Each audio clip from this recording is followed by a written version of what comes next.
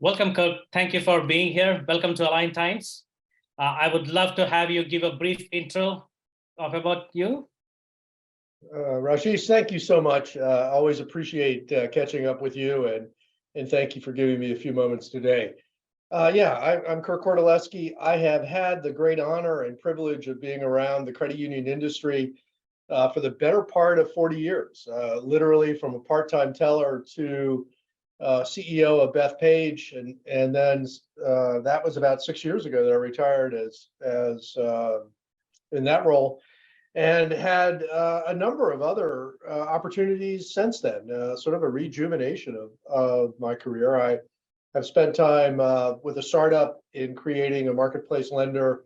Worked in 2 consulting practices, leading those, and one of those being digital and data, which is where we crossed paths and talked early on and with some frequency.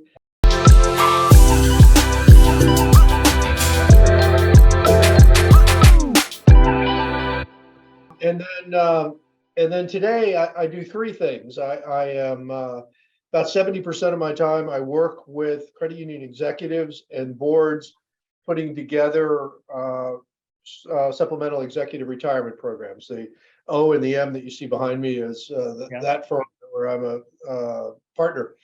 I also advise fintechs, 4 or 5 at any given time, that are entering the credit union marketplace. And then I do strategy work with credit unions on a individual basis as it goes by.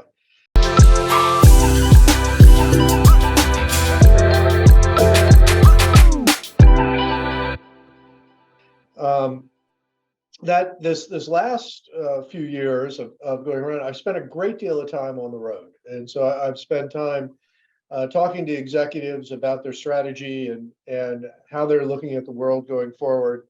I've spent a great deal of time at conferences and listening to the presentations that are being made and networking at those events with all levels of executive staff and board members.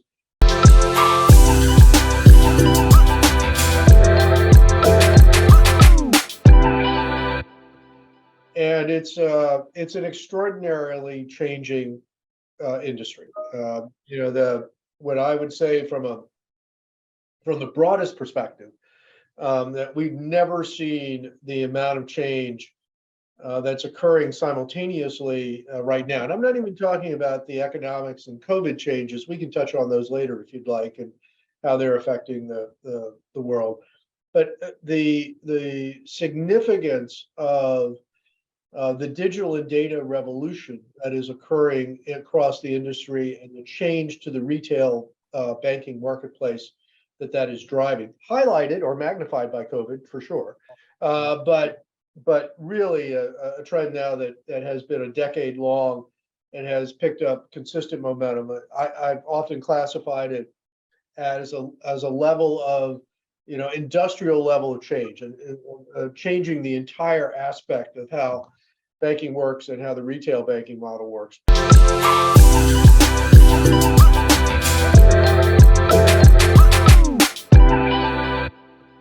Particularly. Also, though, but coupled with something that is really the power behind the change, and that is the demographic change. My age group retiring.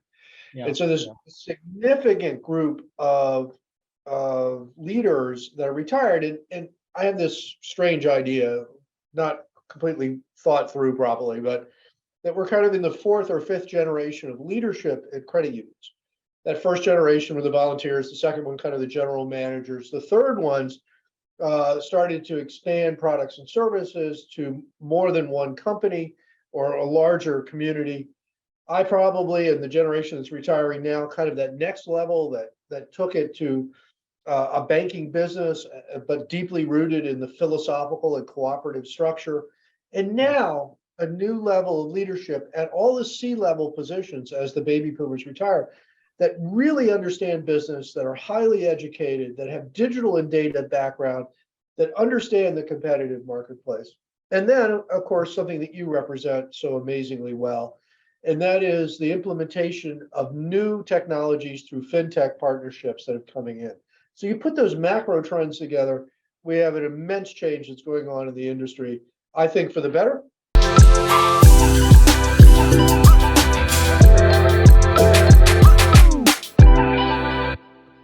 One aspect of it is how big credit unions have become, not just in asset growth, but in charters, right? We now have a few hundred national chartered credit unions through operations they've set up. Some of your partners, the companies you deal with, are across states or across multiple states. And so you're seeing all of this change occurring, and all of them are similarly supporting a bigger institutions that are serving members better.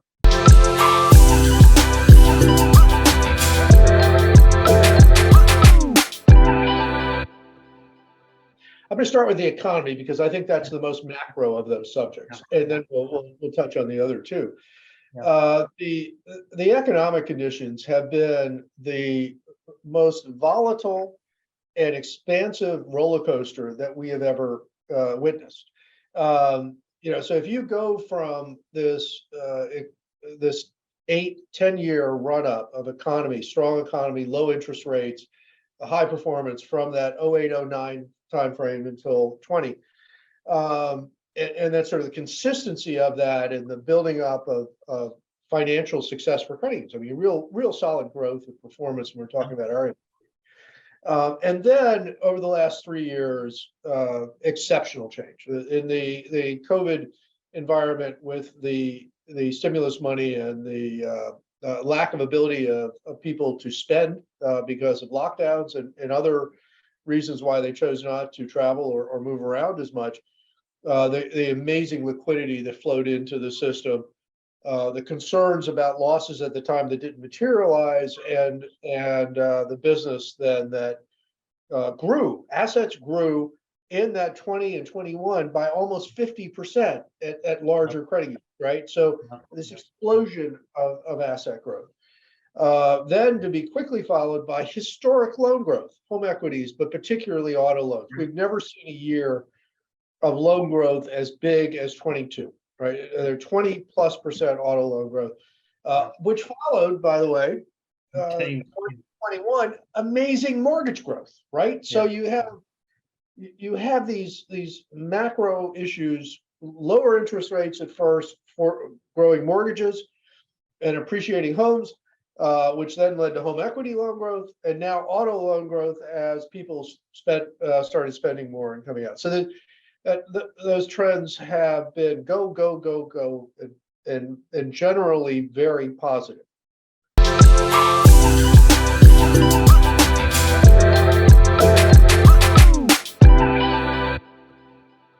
So now in 2022 comes, and after the first couple months, we see inflation skyrocketing because of the pent-up demand, supply issues, and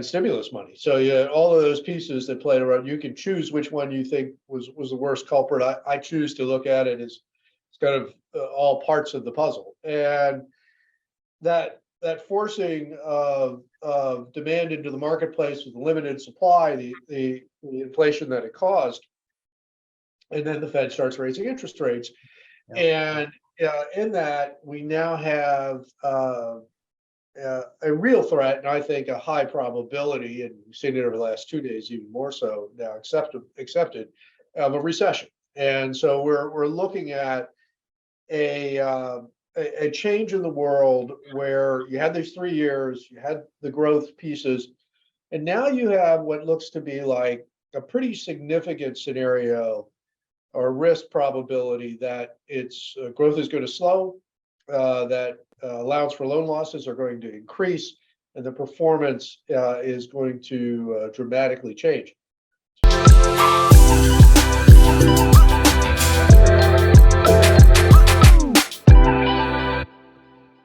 it's an interesting problem and one that your company helps solve.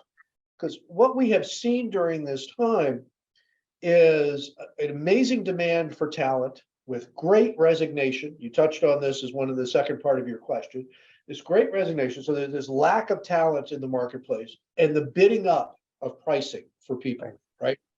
And by the way, it's at every level. The CEO salary last year, 21 to 22, Q study up by 15%. That is base and annual. And NAFQ study up 10%. So the very top, high demand, some of it's retirement, some of it is just growth and other aspects of business, but all the way down to the organization through every member service rep to every loan clerk to every collection and service and mortgage operation and teller and call center, there are not enough people for those jobs and the salaries have increased. So I'm talking to clients right now that are seeing 20% increases in their comp. And when you think about a service business, compensation typically is 60% of the expenses. So we're talking about a huge increase in operating expenses because what do credit unions do best? They service members. And so they want to give the quality of service. They have this loan demand that they want to meet. They have these pieces of the puzzle, so they need people. And in that, the base salary is increasing, and they're still having trouble getting people. So finding ways to solve for the people issue has become the strategic priority for every organization. Survey was just released over this last week. I'm not sure if it's Credit Union Times or which one it was, but showing that the highest priority for next year remains talent. And so to your second point, we have this need for talent and it's growing businesses, and how to solve for that is crucial.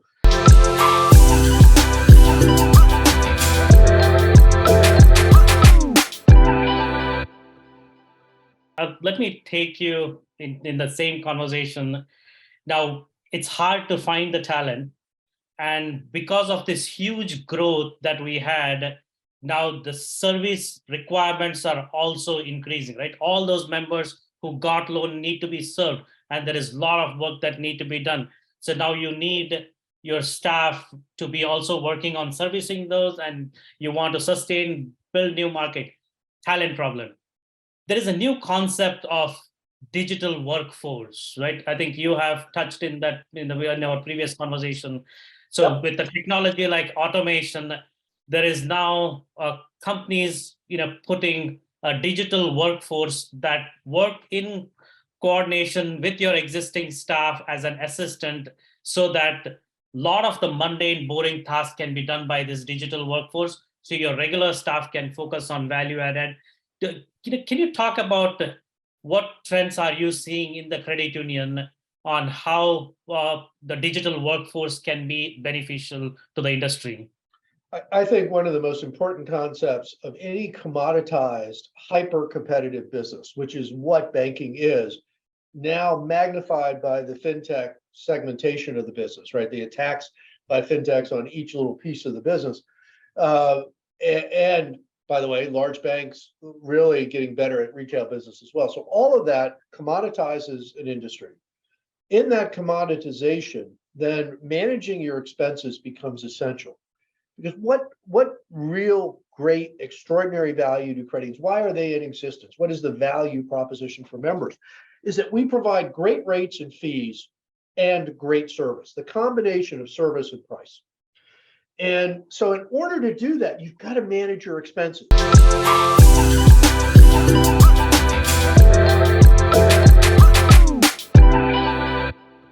So the trend that I see is the partnership with companies to help reduce the mundane tasks, to be able to be operationally effective. In essence, to move labor costs to the service side and the selling side of the business from the back room and the operational side of the business.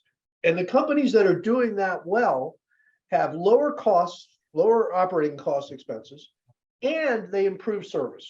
right? And so it meets both criteria. The credit unions that are unwilling to go down those paths or are not as open-minded to it. And you see this in a couple of different trends. Yeah. It is the ones that are really good at this are out there talking to the fintechs and the partnerships and the companies that are out there that are trying to connect and are trying to and do believe that the credit union business is a great opportunity for them. So they're talking, and the credit unions are talking and aware. They have people within the company that are innovative mindsets and are thoughtful about the technology and are aware of the tool sets. Yeah. Secondly, they are really thinking about how to improve the member experience in this, right? Less steps, less mistakes, more efficiency, more effectiveness, because that's service as well, right? You know, that the fewer times somebody has to do something, whether it's enter something or fix something, the better the service is. So that are working on those types of issues are finding that they can indeed do those two goals: improve that service and sorry about that, improve that service and lower their costs, which allows them to provide better rates in the marketplace.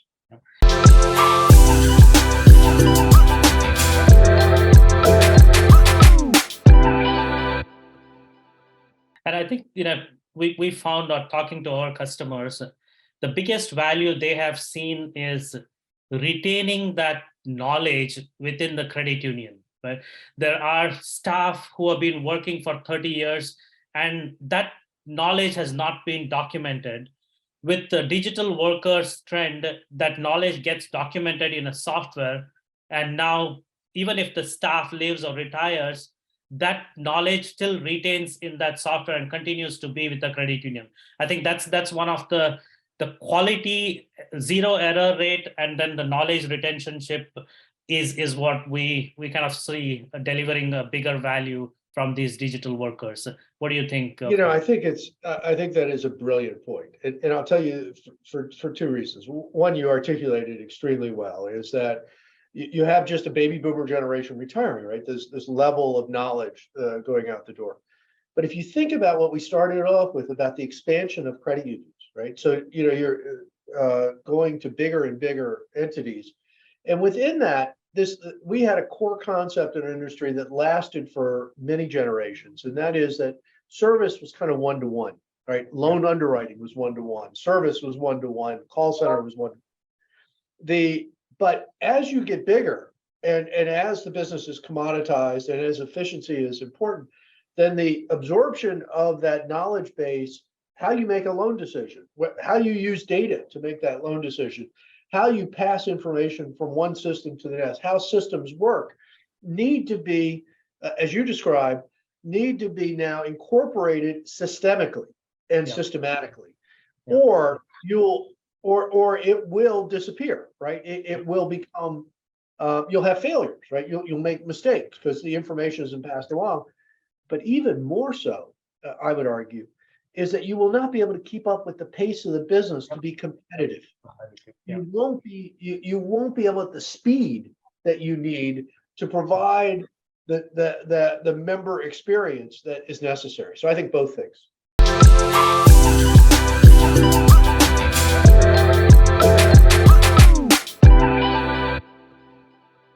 Awesome. So just touching on my last thing, the whole crypto industry, that was built to, kind of go against the large bank, remove the centralization of that, to make it decentralized. And if I look at credit unions, they are already decentralized for the last hundreds of years, right? Credit unions are for the people, by the people. And they are, if you think of the crypto philosophy, it kind of very well aligns with a lot of what credit unions do. But the trust factor is what will differentiate the crypto and the credit unions, because the trust what credit unions have built for ages is significantly high compared to the crypto industry. So with FTX crash that you might have read about, all that's happening, do you see a trend where credit unions, I've seen credit unions offering crypto, but kind of taking the share from that crypto market where credit unions can be reborn with new products to, do you see any benefits that credit unions can gain from what's going on in the crypto industry?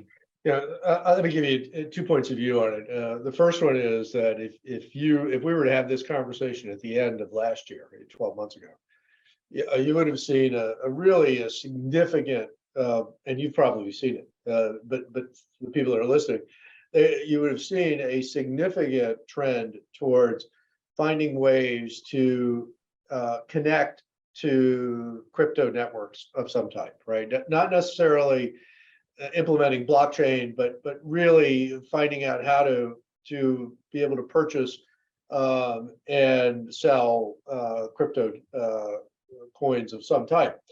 That has obviously softened given what happened in the crypto marketplace, and then this awful trend that we've seen now for the better part of a year, but certainly for the last 6 months of major players blowing up because of loose and fast and bubbles and all sorts of things that you see in sometimes in new marketplaces. But so now you don't see that trend as much at conferences and the conversations about how things are going.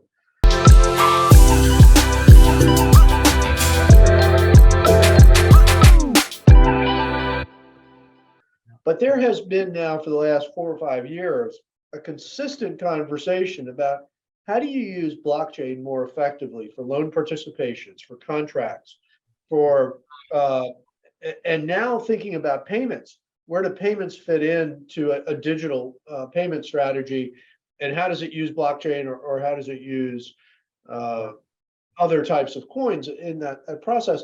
So that is still out there, and that's still moving forward, and you see the trend of it.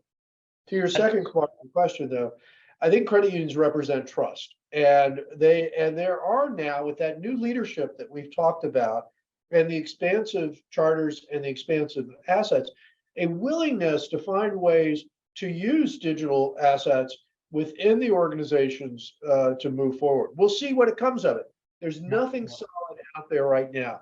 There's still Bonify and CU Ledger that John Ainsworth and his team are working on for fraud and identity pieces. There are discussions about these other things that we just touched on, but not a lot of trends that I've seen at some of the conferences to date. Blockchain continues to be heavily invested in, and that probably tells you all you need to know is that it will. The idea of distributed fraud-resistant transactions is going to be, it continues to be critically important to the financial system.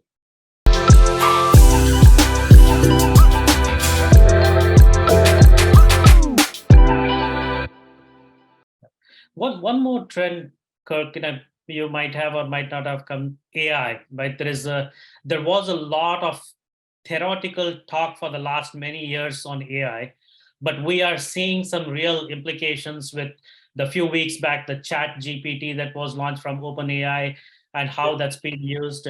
So Yes. do you have any thoughts on how AI will transform the credit union industry in the future? I do. So in the more innovative environments that represented by Nacuso and Venture Tech, Circle Investments, and CUNA Mutual's venture funds that are investing in firms that are coming into the industry. Almost every one of those are AI based. So it is now there's a really interesting discussion that happens anytime new technology comes in about how many people claim to be X and actually are doing it versus just liking it as part of their naming structure for their company. But where we see it, right, is loan analytics. There is an extraordinary emphasis, 3 or 4 or 5 quality firms that have entered the credit union industry that are looking much deeper into data and using AI to give that lift in loan decisioning at the same risk amount, or being able credit unions to increase lending and manage their risks as effectively, better understanding their risks through AI and data. You see it in call centers, in service operations. You see it, this aspect of how do you put bots in, right? Something that your company does so well. How do you put intelligent bots in that can start to react in a service way in text or in call center applications that allow for really efficient use that you see on Amazon and some other things today that improves the quality of service at a very low cost. So it is become real.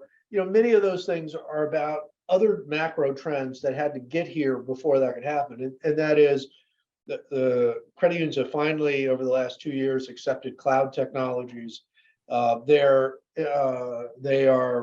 have expertise internally about data and BI, business intelligence, and so they have data models and data roadmaps, and so all of those pieces allow for AI now to become real and take hold and become usable.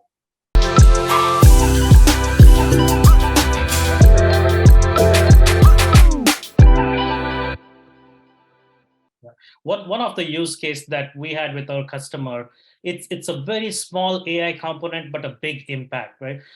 Dealers sending them funding documents where the team had to literally go through those 40-page documents and data entry into their LOS system, open the membership, now has been automated, where the bots pick up these documents, extract the information, make some intelligent decision, make some comparison, send them for review, push them to the core system, open the membership. Something that took months is now taking hours to finish the whole packet of funding. So that's one of the use case that we saw apply it, kind of a true AI. And you are right, there are a lot of talk, but a lot of less implications. But I think this was one.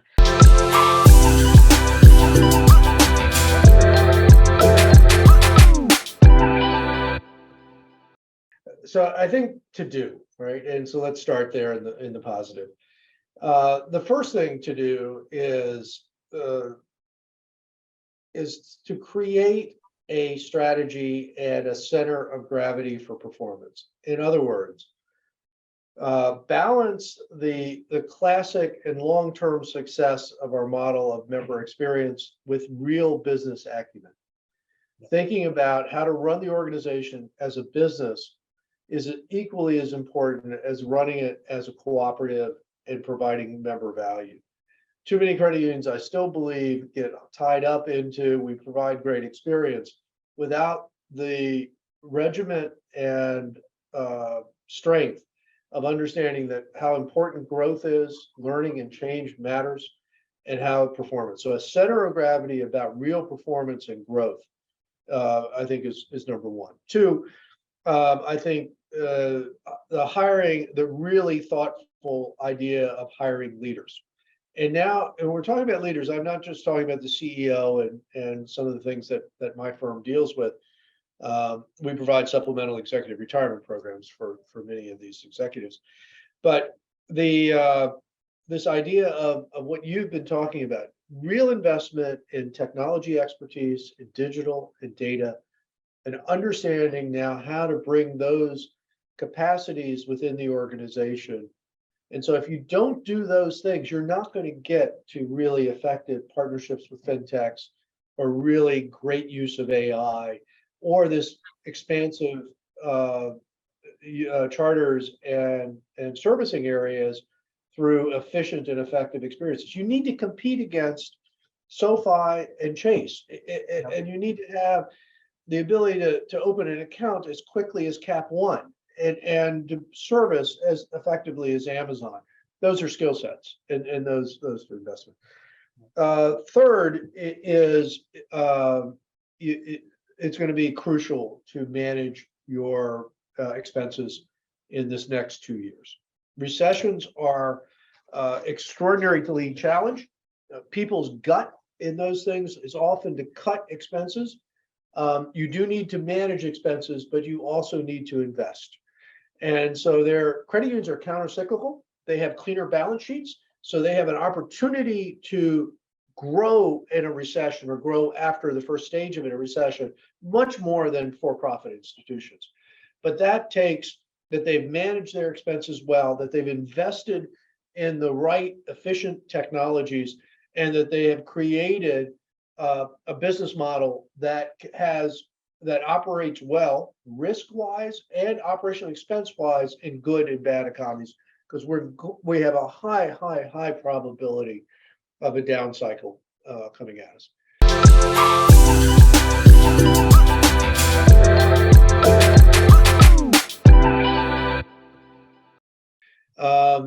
And so those are the kind of things that come to mind on a macro basis. On an operational basis, fintech partnerships are essential, right? There's no way you're going to be great at everything you need to do.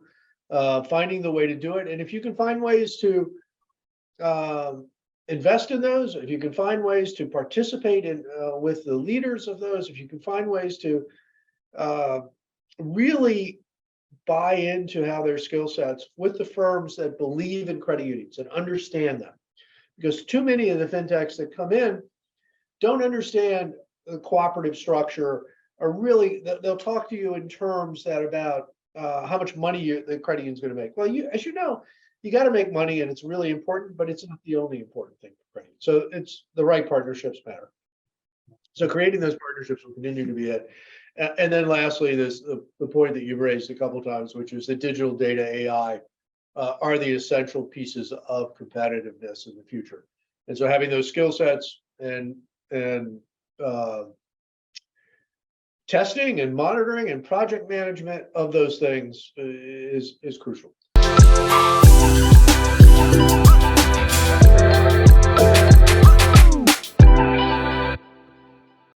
What not to do? The things not to do is,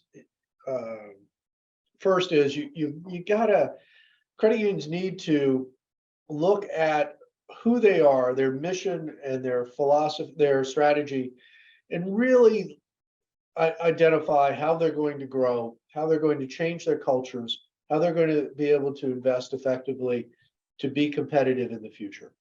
So you have to give up the past. It isn't. We're not servicing single companies where we have a monopoly relationship with those organizations, or even relatively small communities. We're serving broad-based areas that require decisions. So you have to give up that thought that it's just one-to-one, member to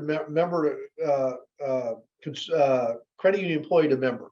It is broad. It is systematic service across that incorporates our view of experience and price, but isn't limited by that single interaction. That whole idea needs to be set on its head. And then lastly, we need to manage risk, not avoid it.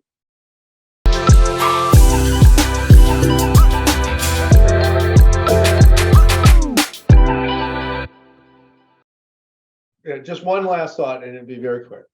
I am an absolute believer that credit unions will not only continue to grow, but dominate the mid-market retail banking business. We have the right price, the right service, and now we have the right tools and the right leaders to do it. I am a very, very strong believer that the future of the credit union industry is extraordinary.